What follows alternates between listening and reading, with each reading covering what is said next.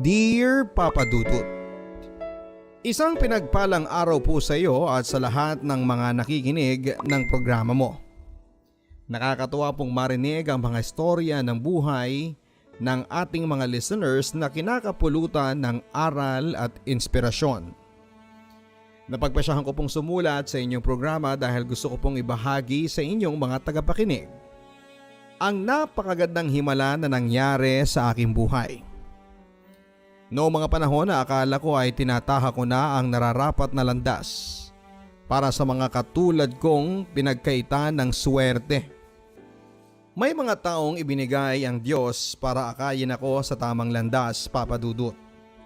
Tulad marahil ng marami sa inyong mga tagapakinig. Dumating ako sa point na sumuko na ako sa paglaban sa mga hamon ng buhay. Bakit ko ba kakalabanin ng Diyos na tuwang-tuwa sa tuwing pinahihirapan niya ako?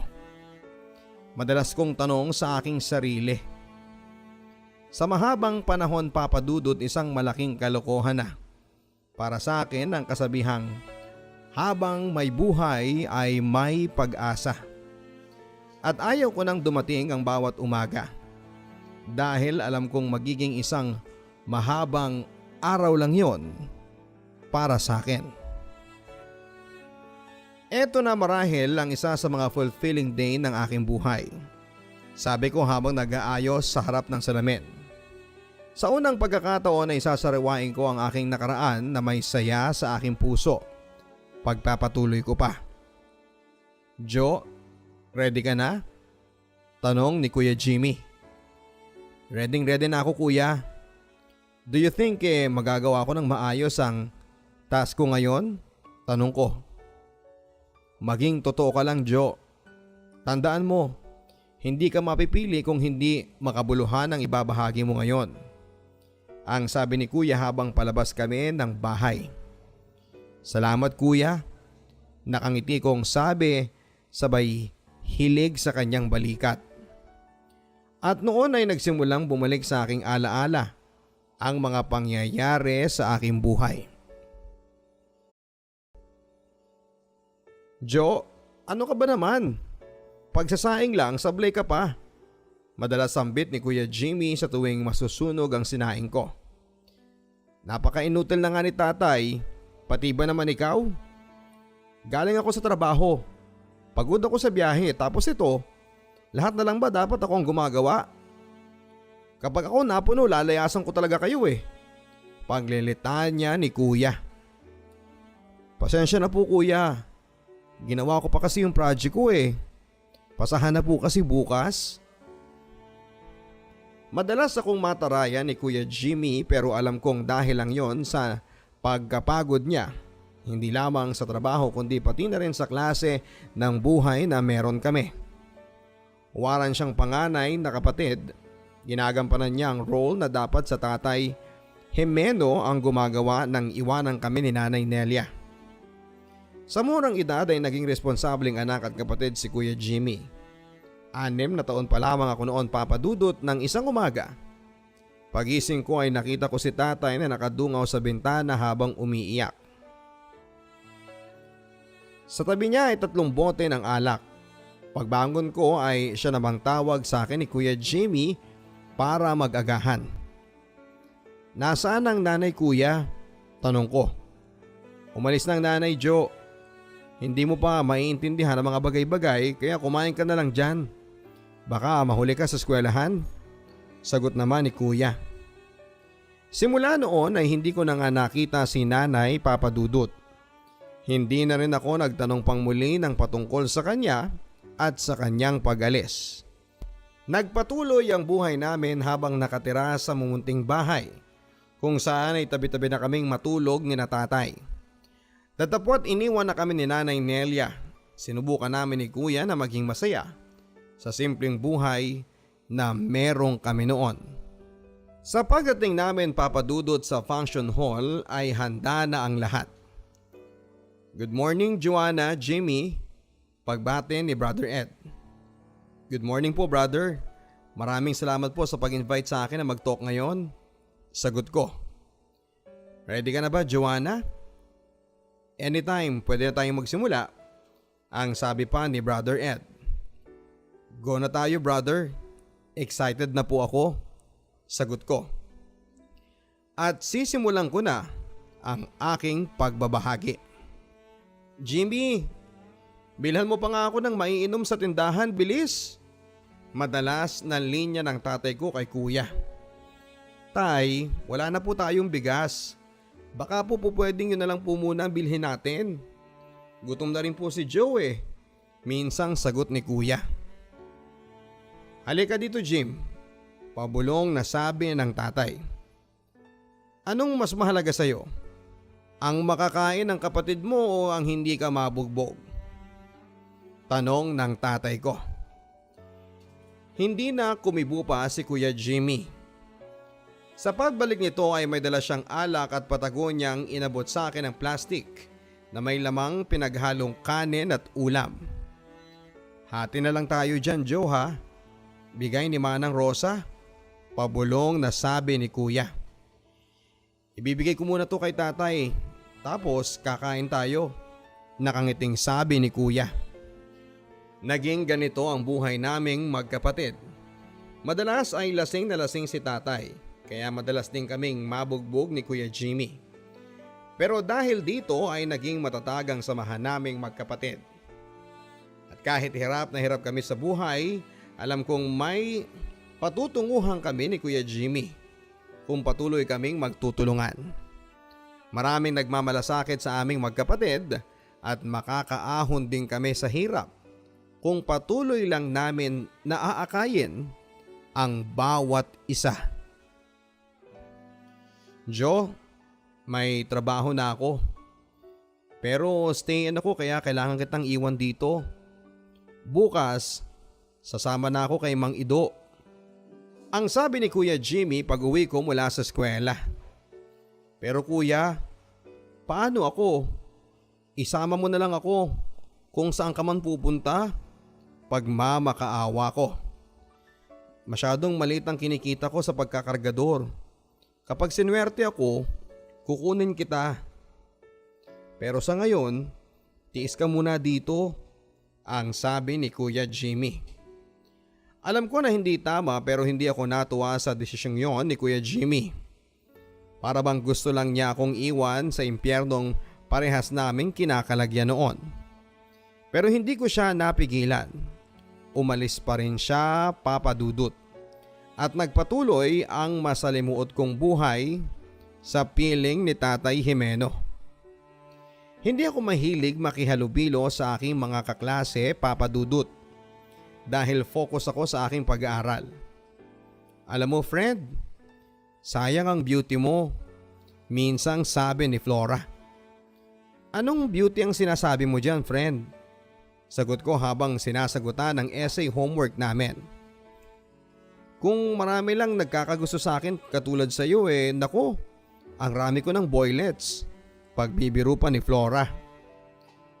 Tinigil ko ang aking pagsusulat at humarap kay Flora.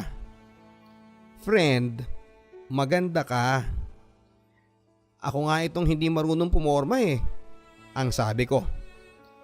Maraming nagsasabing simple ang aking kagandahan at hindi tulad ng ibang high school student sa aming eskwelahan. Hindi ako mahilig maglagay ng make-up at magsuot ng mga sexy na suotin. Marami ngang nag-aakalang tomboy ako, Papa Dudut. Joanna, tawag ng maldita kong kaklase na si Eden. Anong problema? Tanong ko. Napakalandi mo. Balak mo pang agawin sa akin si Francis? Patuloy na pagsigaw nito.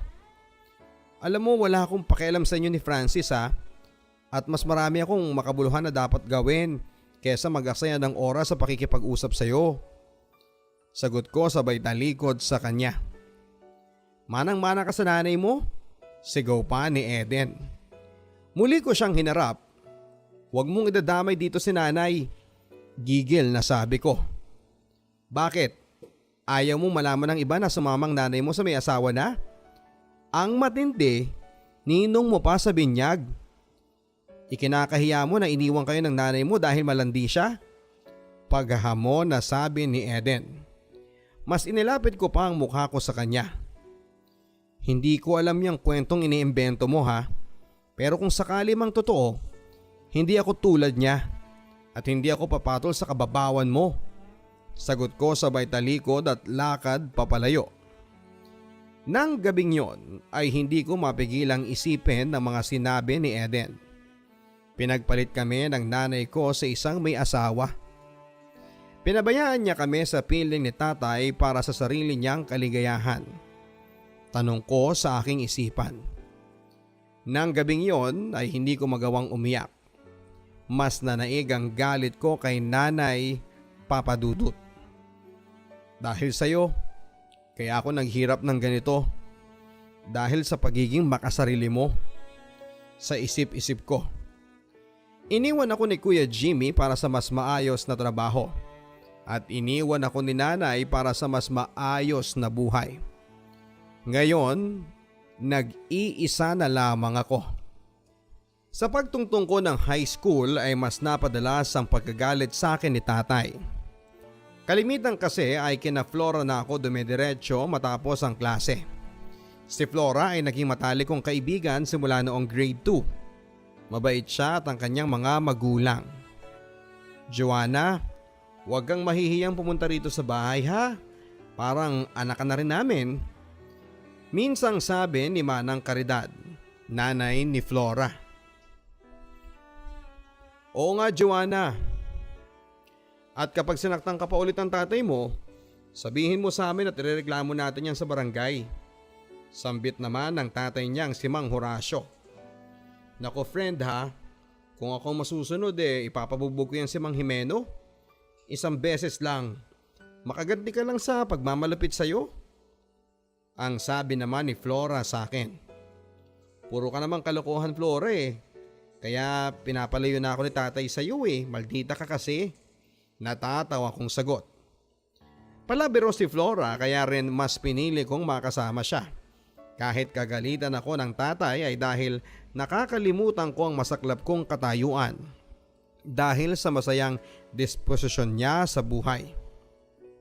Blessing ang pamilya ni Flora sa akin, Papa Dudut. Nang iwanan ako ni Kuya Jimmy ay sila ang nagsilbing sandalan ko. Hindi ko makakalimutan ang pagmamalasakit nila. Joanna, bakit ginabi ka na naman? Saan ka na naman nagpunta? Galit na tanong ni tatay.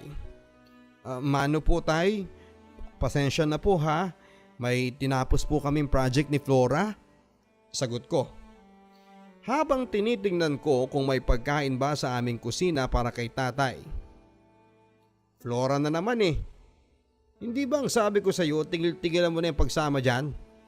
Napakarte ng batang yan Hindi ako magugulat kung isang araw mabalitaan ko na lang na nabuntis na yan.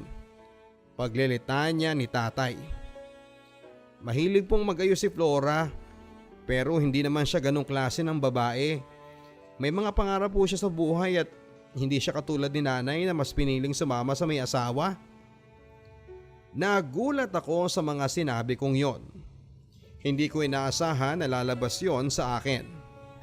At naramdaman ko na lamang ang mabigat na kamay ni tatay sa aking mukha. Wag na wag mong pagsasalitaan ng ganyan ng nanay mo ha. Hindi mo alam ang buong pangyayari. Kaya wag mo siyang husgahan. Ang sabi ng tatay ko habang patuloy akong hinahampas. Tinamaan ako sa braso, sa mukha at sa ulo ng mga hampas niya. Pero sadyang naging manhid na ako, Papa Dudut. Dahil sa aking pagsalag marahil ay lalong nag-init ang ulo ni tatay. Kaya kinuha niyang walis tambo at yon ang ginamit niyang pampalo sa akin. Kung saan niya ako tinamaan pero hindi ako natinag. Hinayaan ko siyang mapagod, Papa Dudut, at noong matapos siya ay humiga na ako para matulog. Nasasaktan ako noon, Papa Dudut, pero hindi ako umiiyak. Over the years ay natutunan kong pigilan ang matinding emosyon. Ang lagi ko na lang iniisip sa tuwing matatapos akong saktan ni tatay ay makagraduate na ako. Kukunin ako ni Kuya Jimmy at tuluyan na kaming lalayo sa kanya. Iiwan namin siya tulad ng ginawa sa kanya ng nanay. Dumating ang araw na aking pinakahihintay, Papa Dudut. Ang araw ng aking pagtatapos sa high school. Matutuwa ang kuya mo, friend. Darating daw ba siya? Tanong ni Flora. Hindi siya nagsabi pero sana makauwi si kuya. Miss ko na rin siya eh. Sagot ko naman. Paano kung hindi dumating si Kuya Jimmy? Sino ang aakyat sa stage kasama mo? Tanong niya. Si Mang Horacio o Aling Caridad? Alam mo naman na ampun niyo na ako eh. Pabiro kong sagot. Hindi ko sinabi kay tatay na graduation ko na. Ayaw ko din naman talagang pumunta siya. Ayaw kong mapahiya sa aking graduation. Sana nga ay dumating si kuya. Sayang naman ang makeup ko, pabirong sabi ni Flora. Sabi ko na eh, tamang landi ka kay Kuya Jimmy. Natatawa kong sabi. Ang gwapo kaya ni Kuya Jimmy mo at ang bait pa. Subukan mong sabihin, ako ang magdadala sa iyo kay Mang Jimeno para mabugbog ka. Pabirong pagmamaldita ni Flora. Jo, isang pamilyar na boses ang narinig ko. Bago pa man kami pumwesto sa aming mga upuan. Kuya? At paglingon ko ay nakita ko si Kuya Jimmy. Kuya, buti nakarating ka. Sabay yakap ko kay Kuya Jimmy. Pwede ba namang mawala ako? E di malamang sinumpa mo na ako niyan. Pabirong sabi naman ni Kuya. Nasaan ang tatay? Tanong niya. Kuya kasi... Kuya, Flora po, naaalala mo pa ako? At biglang sumingit si Flora sa pagkakataong hindi ko alam kung ano ang isasagot ko sa aking kuya. Oo naman Flora, nababanggit din sa akin ni Joe ang kabutihan nyo ng mga magulang mo sa kanya. Maraming salamat ha, sagot naman ni kuya. Ay, wala nga naman po yun kuya. Kapatid na nga po ang turing ko dyan kay Joe eh. Buti po nakarating kayo. Pagpapatuloy naman ni Flora habang iniipit ang kanyang buhok sa kanyang tenga. Hindi pwedeng hindi ako dumating. Isusumpa ako nitong si Joanna. Pabirong sabi naman ni Kuya Jimmy. Pero Joe, nasaan ang tatay? Biglang baling niya sa akin. Pero bago pa man ako makapagsalita, naku Kuya Jimmy, hindi po niya sinabihan si Mang Jimeno. Ang singit naman ni Flora. Hindi na nagtanong pa si Kuya Jimmy, marahil ay alam na kasi niya ang sagot. Sa pagdating sa bahay ay inayos na namin ang pansit, tinapay at ilang pang pagkain na dala ni Kuya Jimmy. Wala ang tatay pagdating namin sa bahay. Kaya naman kumain na kami. Kuya, isasama mo na ba ako? Tanong ko. Pwede naman Joe, kaso paano ang tatay?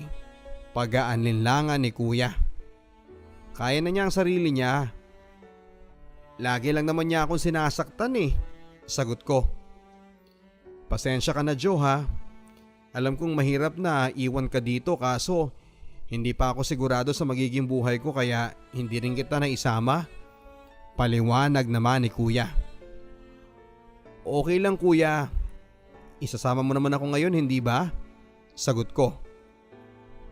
Gusto ko sana kapag nagtapos ka na ng kolehiyo, ang sabi ni kuya. Joanna, ikuha mo nga ako ng maiinom sa may tindahan. Papasok pa lamang ng bahay ay galit na ang tono ni tatay. Pagpasok niya ay nagulat siya nang makita niya si Kuya Jimmy.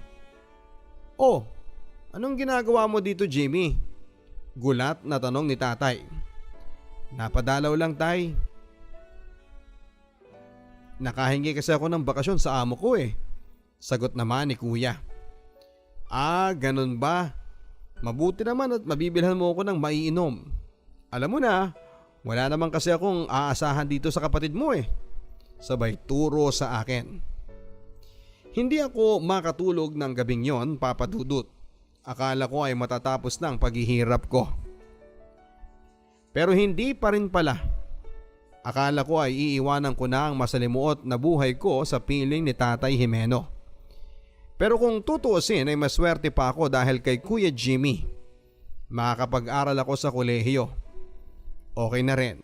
sabi ko sa sarili ko. Ang importante, may pag-asa pang umayos ang buhay ko. 4 na taon na lang, kayang-kaya para sa mga pangarap ko. At dumating na nga ang pasukan ko sa kolehiyo. For the first time, Papa Dudut, ay para bang nakahinga ako ng maluwag.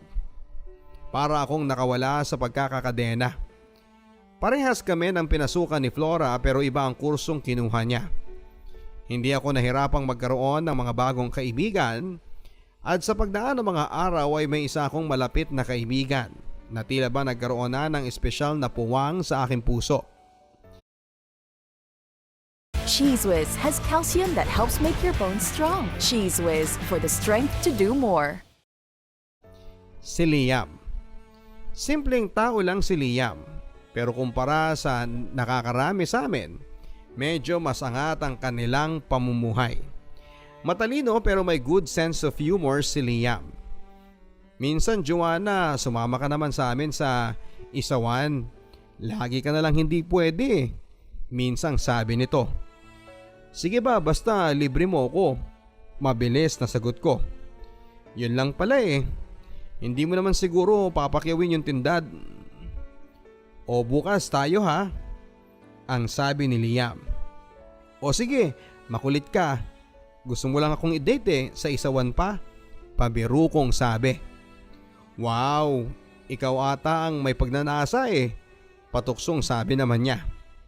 Wow, ayos ha? Tipid kong sagot. Ako na nga ang sagot sa pagkain. Katawan ko pang pagnanasaan. Ano ba naman yan? This world is unfair. Pag-arte ni Liam. Unggoy, kung ano-ano sinasabi mo. Sige na, uwi na ako. Ayun na si Flora. Nakangiti kong sagot. Hello gorgeous. Ang bati naman ni Liam kay Flora. Hello man of my dreams. Bolang sagot naman ni Flora. Bagay kayong magsama. Pareho kayong mahiling mag-ilusyon at mambola. Nakaismit kong sagot. Goodbye man of my dreams. Nagsiselos na si Simang eh. Ang sabi naman ni Flora. Sino si Simang? Tanong ko. Ikaw? Nakangiting sagot ni Flora habang pinipigilan ni Liam ang kanyang pagdawa. Kinabukasan, Papa Dudut, ay natuloy ang date namin ni Liam sa isawan. Order ka na ng gusto mo, Jo. Ako nang bahala sa payment. Ang sabi ni Liam nang makitang medyo asiwa ako sa pagpili ng bibilhin. Hindi yung payment ang iniisip ko. Parang lahat gusto ko. Pabiro kong sabi. Sige lang, Jo. Ang sabi naman ni Liam.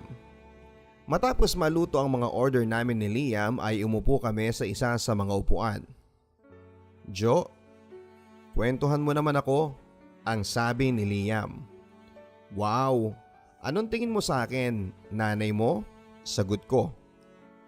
Ang ibig kong sabihin, kwentuhan mo ko about yourself.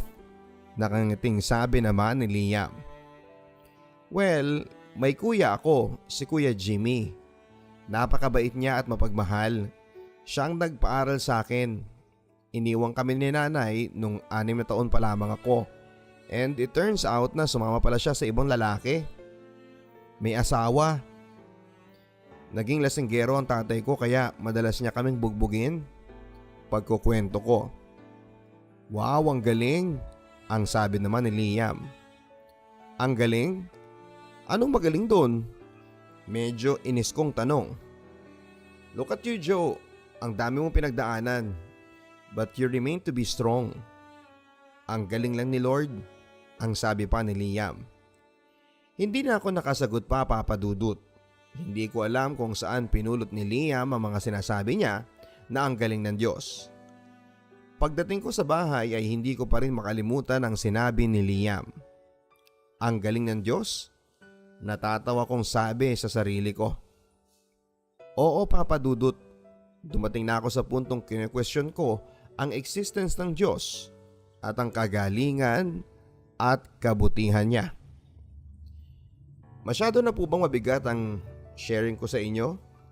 Tanong ko sa tagapakinig sa function hall. Ang lahat ay tumango habang sa iba naman ay maluha-luha na. Sige po, break muna tayo. 5 minutes then we'll be right back. Sabi ko. Okay ka pa ba, Jo? Tanong ni Kuya Jimmy. Oo nga, Jo, heto ang tubig oh. Ang sabi naman ni Flora. Oo, Papa Dudut. Nagbunga ang panliligaw ni Flora kay Kuya Jimmy. Simula ng graduation namin sa high school ay madalas nang magtanong si Flora tungkol kay Kuya Jimmy. May mga panahon pa ngang sinusulatan niya ito. Grabe Flora, seryoso ka ba dyan sa ginagawa mo para kay Kuya? Minsan kong natanong sa kanya. Oo naman friend, true love ito.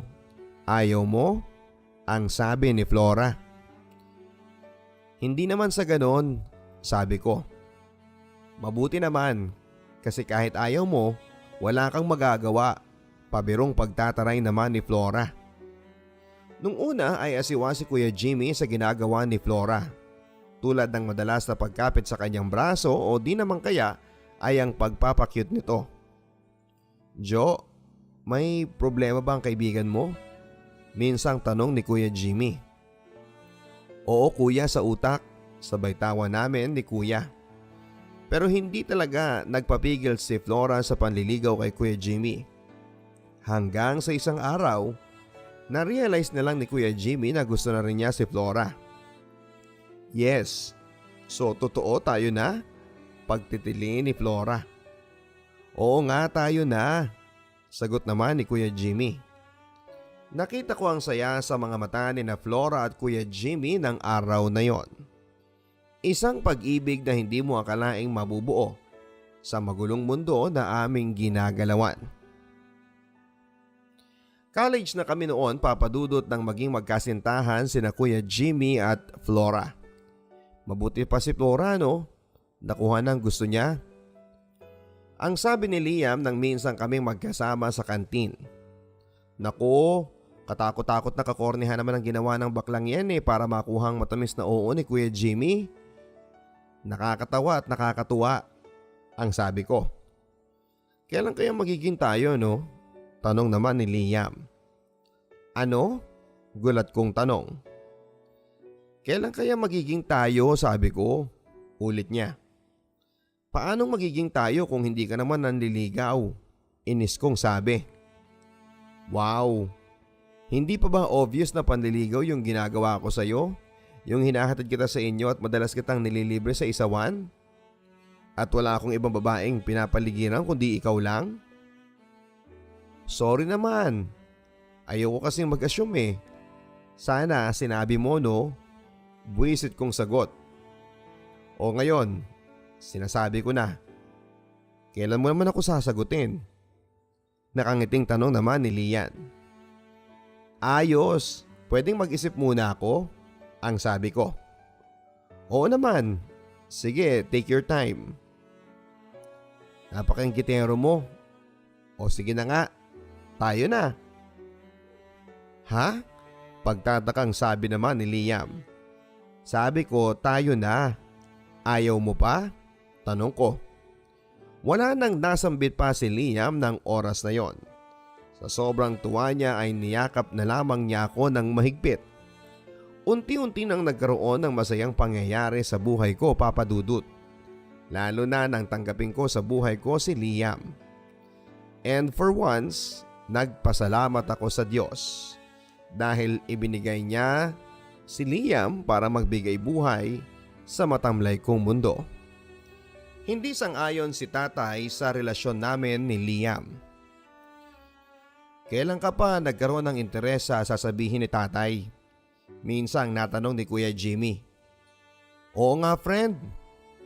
Ang tanong, happy ka ba kay Liam? Ang singit naman ni Flora. Sobra friend, biglang naging masaya ang buhay ko. Parang nagkaroon ako ng reason para gumising sa pang-araw-araw. Madamdaming kong tugon. So tayong dalawa lang hindi ka masaya? Pag-iinarte naman ni Kuya Jimmy. Huwag ka kang sumingit kuya, eksena ko to Natatawa kong sagot. Magkapatid nga kayo, parehas kayong abnormal. Ang sabi naman ni Flora. Wow, nakakahiya naman sa'yo. Ang ayos ng utak mo sagot ko. Naman, tumatawang sagot ni Flora. Hindi ko makakalimutan ang sem break noong ako ay nasa 2 taon sa kolehiyo.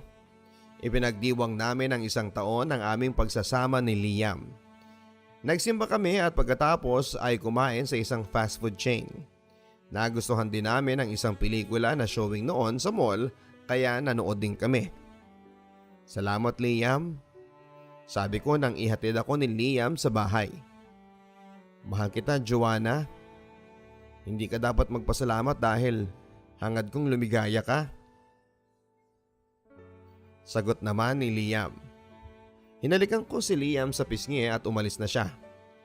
Pagpasok ko sa bahay ay naroon ang Tatay Jimeno. Lasing. Tay, mano po, ang sabi ko sabay abot sa kamay ni tatay para magmano. Nagulat na lamang ako nang bigla akong hilahin ni tatay papalapit sa kanya. Napaupo ako sa kandungan ni tatay. Joanna?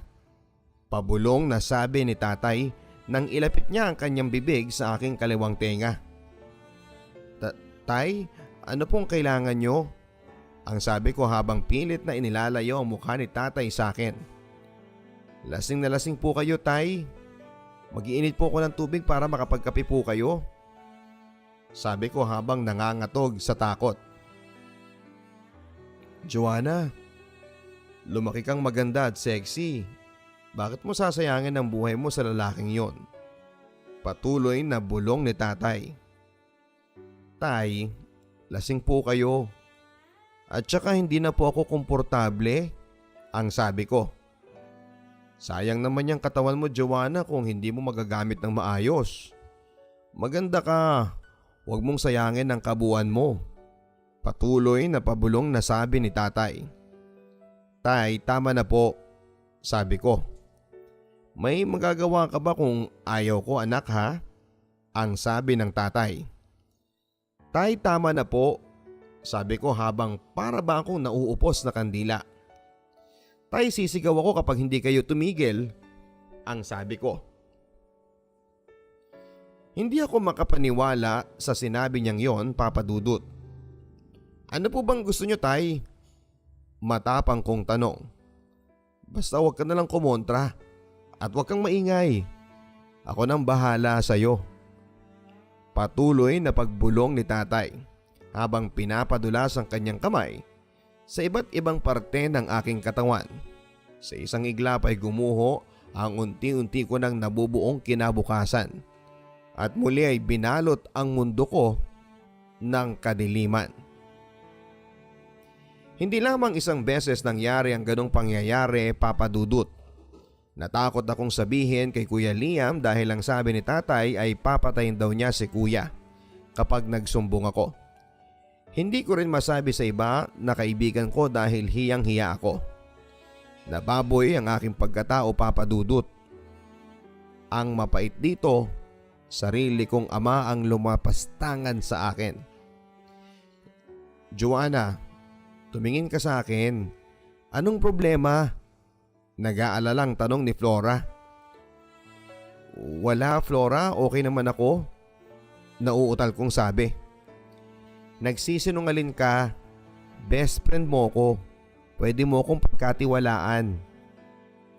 Kahit sa Kuya Jamie mo hindi ko sasabihin. Ano bang problema? Napayakap na lamang ako kay Flora habang humahagulhol. Hindi ko magawang sabihin sa kanya, Papa Dudut, ayaw ko siyang mapahamak. Nawala ako sa landas noon, Papa Dudut. Laking gulat ng mga kakilala ko nang pagbalik namin sa eskwelahan na ibang-ibang Joanna na ang nakita nila. Joanna, anong nangyari sa'yo? Ang kapal ng makeup mo, sabi ng isa kong kaklaseng babae. Wow Joanna, ang sexy mo pala. Swerte naman ni Liam sa'yo. Panunukso ng isa kong lalaking kaklase. Nagulat na lamang ako nang biglang may humawak sa aking braso. Jo, mag-usap tayo, ang sabi ni Liam. Lumayo kami sa umpukan ng mga lalaking kinakabilangan ko. Anong nangyayari sa'yo? Seryosong tanong niya. Ano bang problema ninyo? Gusto ko lang ibahin ang image ko. Sayang naman ang kagandahan ko kung itatago ko lang, hindi ba? Pagtataray ko. Pero hindi ikaw yan eh. Mahinahon na sagot naman ni Liam. Bakit Liam? Dahil may git sa 1 taon mo na akong kasama? Sa palagay mo kilala mo na talaga ako? Kung ano man yung pinagdadaanan mo, sasamahan kita. Magdasal tayo. Tigilan mo ko sa dasal-dasal na yan, Liam. Hindi ako interesado dito, no? At mabuti na rin na tapusin na natin kung ano man ang namamagitan sa atin. Ang sabi ko sabay lakad palayo sa kanya. Naging mailap ako sa mga kaibigan ko, Papa Dudut. Ayaw kong matanong pa nila ako kung anong nangyari sa akin. Nakarating kay Kuya JB ang pagbabago ko. Pero kahit siya ay walang nakuhang sagot sa akin. Nanatiling lihim sa loob ng munting bahay namin ang mga pangyayaring gusto ko nang makalimutan. Parang gusto kong hamunin ang Diyos, Papa Dudut. Parang gusto kong gawin ang mga bagay na alam kong lihis na itinuturo niya. Naisip kong pagkakitaan ng aking katawan. Total ay marumi na ako. Hindi ko na naisip ang sasabihin ng ibang tao noon. Mas gugustuhin kong maging bayarang babae ang tingin nila sa akin kaysa malaman nilang ginahasa ako ng sarili kong ama. Tuluyan na akong lumayo. Lumayo kay Liam, Papa Dudut. Sobrang nasaktan ako, napakabuti ni Liam at alam kong mahal niya ako. Pero kailangan ko siyang ilayo sa kapahamakan. Bukod kay Kuya Jimmy, si Liam ang lalaki nagparamdam sa akin ng tunay na pagmamahal na walang hinihinging kapalit. Bakit ayaw mo akong lumigaya? Tanong ko sa Diyos. Mahal na mahal ko si Liam pero kailangan ko siyang talikuran. Yon ang makakabuti para sa kanya. Friend, pwede bang dito na lang ako tumira? Tanong ko kay Flora. Kung ititigil mo yung mga kalokohan mo sa katawan mo, oo, pwedeng pwede. Mataray niyang sagot. Gusto ko ng mais, Kuya Jimmy. Minsang lambing ko kay Kuya Jimmy. Hoy Joanna, nahihilig ka sa pagkain, tumataba ka na. Sita naman ni Flora. Grabe ka naman makataba, friend, ang sabi ko. Sige na, wag na kayong magtalo. Bibili muna ako ng mais. Ikaw mahal, may gusto ka? Tanong ni Kuya Jimmy kay Flora. Wala na mahal, mag-ingat ka, sagot naman ni Flora. Joanna, sumagot ka nga ng maayos sa akin, seryosong sabi ni Flora. Buntis ka ba? Tanong niya. Ha? Bakit mo naman natanong yan? Kailan ka huling nagkaroon? Hindi ko matandaan eh. Parang pangalawang month na ngayon, ang sabi ko. Gosh Jo, bibili tayo ng pregnancy test. I need to be sure na hindi ka buntis. Pag-aalala na sabi ni Flora. Napakapraning mo Flora, tumataba lang ako. Sabi ko kay Flora habang hinihintay ang resulta ng pregnancy test. Manahimik ka nga dyan. Eto, alam mo ba kung anong ibig sabihin nito? Negative, sagot ko. Sino ang ama niyan, Jo? Wait lang, naguguluhan ako. Buntis ako? Tanong ko. Oo, yan ang pinapakita dyan oh, sagot niya. Baka naman hindi yan reliable friend, ang sabi ko. Sa doktor tayo kumonsulta, gusto mo? Ang hamon naman ni Flora. Para bang umikot ang mundo ko noon, Papa Dudut. Hindi imposibleng tama ang pregnancy test. Pero sino ang ama? Mas lalo pang umikot ang mundo ko nang maisip na napakaposibleng si tatay ang ama ng aking dinadala. Joanna, magsalita ka sa akin. Sino ang ama niyan? Tanong ni Kuya Jimmy. Si Tatay Jimeno? Sagot ko. Si tatay? Ulit ni Kuya Jimmy. Hindi lang isang beses kuya. Maraming beses niyang ginawa sa akin yon. Bakit di ka nagsabi ka agad? Bakit hinayaan mong maulit na gawin niya sa'yo yun? Nanggigigil na tanong ni kuya. Papatayin ka daw niya kapag nagsumbong ako, kuya. Natakot ako eh. Naiiyak kong sabi. Niyakap ako ng mahigpit ni Kuya Jimmy. Kasalanan ko to, Jo. Kung hindi kita iniwan sa piling ni tatay. Pero hindi ko inisip na gagawin niya yun eh. Napakawalang hiya niya. Umiiyak na sabi ni Kuya Jimmy. Pero walang kasalanan ng bata, Jo. Ang sabi naman ni Flora. Tutulungan ka naming itaguyod siya. Hindi ka namin iiwanan. Pagpapatuloy niya. Hindi ko na alam ang mararamdaman ko ng sumunod na araw, Papa Dudut. Sa totoo lang ay gusto kong ipalaglag ang bata. Hindi ko alam kung kakayanin kong makita siya na lumaki, siyang magiging buhay na alaala na ginawa sa akin yon ng tatay ko. Nadepress ako, Papa Dudut. Araw-araw, gabi-gabi ay walang ginawa ako kundi ang umiyak at matulala. Friend, nakakatakot ka na. Baka matuluyan ka niyan, ang sabi ni Flora. Ayaw ko nang mabuhay, Flora. Hindi ko maintindihan kung anong nagawa ko para gawin sa akin ng Diyos yun. Gusto ko nang hindi magising, Flora. Joe, please, tama na. Makakasama yan sa baby mo, ang sabi ni Flora sabay yakap sa akin. Punta lang muna kami ng mall ni Flora, Joe, ha? Ang sabi ni Kuya Jimmy isang araw. Sige lang, sagot ko. May gusto ka bang ipabili? Wala, kuya, okay lang ako. Ingat kayo. Matamlay kong sagot. Nang umalis na kuya at Flora, ituloy ko na ang matagal ko nang gustong gawin. Uminom ako ng sobrang gamot. Yun lang ang paraan para hindi ko na maramdaman ang sakit na gusto kong idulot sa aking sarili. Ang huli kong natatandaan ay nakatingin pa rin ako sa bintana hanggang sa unti-unti na akong nawala ng malay. Kuya? Jo? Anong gusto mo? Tubig? Gusto ko ng tubig. Nangihina kong sagot. Joanna, hindi na tama yung ginawa mo. Hindi lang ikaw ang mapapahama kung magkataon. Pati yung bata ay madadamay. Ang sabi naman ni Kuya Jimmy. Napapikit na lamang ako dahil nagising ako sa katotohanan na kailangan kong buhayin ang bata.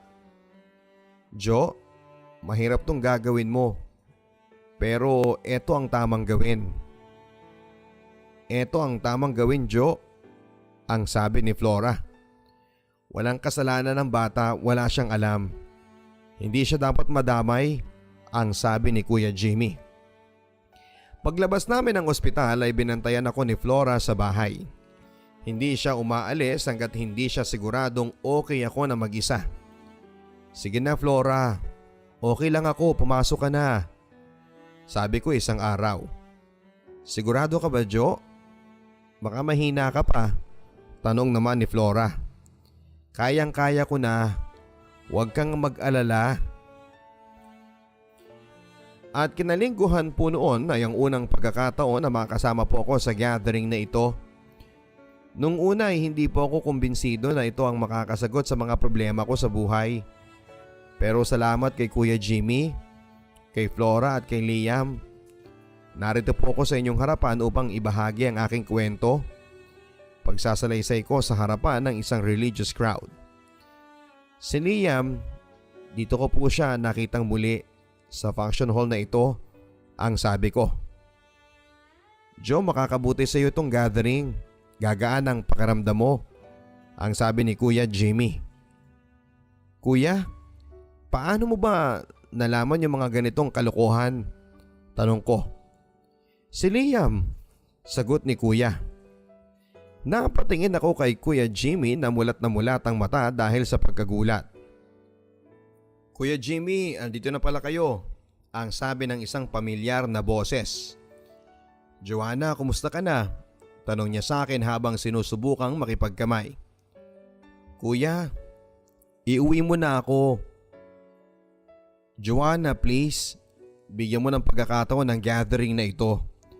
Wala namang mawawala sa iyo, ang sabi ni Liam. Pagtalikod ni Liam ay may kung anong kakaibang tuwa sa aking puso. Si Liam ang lalaking minahal ko. Pero kung hindi tama ang panahon ng pag-ibig namin noon, paano pa ngayon? Jo, pwede ba kitang makausap? Tanong ni Liam matapos ang gathering. Ano yun, Liam? Ang sabi ko. Alam ko na ang buong storya. Aaminin ko na balot ako ng galit para sa iyo, pero saglit lang yon. Itinapon ko rin kaagad yung galit na yon. Mahal kita, Jo, at hindi yon nagbabago hanggang sa ngayon, ang sabi ni Liam. Liam, hindi ko kailangan ng awa. Kakayanin ko to. Hindi ako nararapat sa iyo. Kung alam mo na ang buong storya, dapat alam mo nang hindi pwedeng maging tayo. Bakit hindi, Jo? Dahil sa nakaraan mo? Dahil sa bata dyan sa sinapupunan mo? Hindi yon sapat para mawala na ang pagmamahal ko sa iyo. Pagpapaliwanag ni Liam. Jo, please, be my girlfriend at pinapangako ko sa iyo. Hindi kita pababayaan pati ang bata. Bigyan mo lang ako ng pagkakataon. Mahal na mahal kita. Liam, maraming salamat sa pagmamahal mo. Mahal na mahal din kita. I am sorry dahil nasaktan kita. Magsimula tayo, Jo. Ikaw, ako ang bata at ang Panginoon, ang sabi niya. 5 taon na kaming magulang ni Liam Papatudot. Hindi po ako nagkamali sa pagkakakilala sa kanya. Patuloy niya akong inakay papalapit sa Panginoon. Ang tatay Jimeno po ay inuwi na sa probinsya ng kanyang mga kapatid. Wala po akong balita tungkol sa kanya. Lumaking gwapo ang anak kong si Aris. May hawigan man siya kay tatay ay naging kahawigan na rin siya ni Liam. Tunay na marunong ang Diyos, Papatudot. Sa isang iglap ay para bang may isang kumpas na bumago sa buhay ko. Naligaw ako ng landas pero pinili kong talikuran ang masakit kong nakaraan para mabuhay ng maayos sa kasalukuyan. Sa patnubay ng Panginoon ay nakapagtapos ako ng pag-aaral. Napahiya ako, Papadudot. Meron din palang Diyos. Hindi lang ako marunong humiling ng maayos. Hindi lang ako marunong magtiwala na more than anyone else, tanging siya lang ang nakakaalam ng takbo ng aking buhay. Maraming salamat, Papadudot, at nawa ay may naibahagi naman akong magandang aral sa inyong tagapakinig. Ipinagdarasal ko po ang tuluyang pagiging successful ng inyong programa. Nagmamahal, Joanna. Hindi madali ang dinanas ni Joanna. Matinding unos ang tumama sa kanya. Pero nang magdesisyon siyang ilapit sa Diyos lahat ng kanyang pagsubok, nalampasan po niya ang mga yon. Nakita na rin niya ang tunay na pag-ibig sa katauhan ni Liam. Ang lalaking ibinigay sa kanya ng Diyos para samahan siya sa kanyang pagtanda. At ang pinakamagandang parte ng kanyang buhay ay binuksan po niya ang kanyang puso sa tunay na pagmamahal ng ating Panginoon.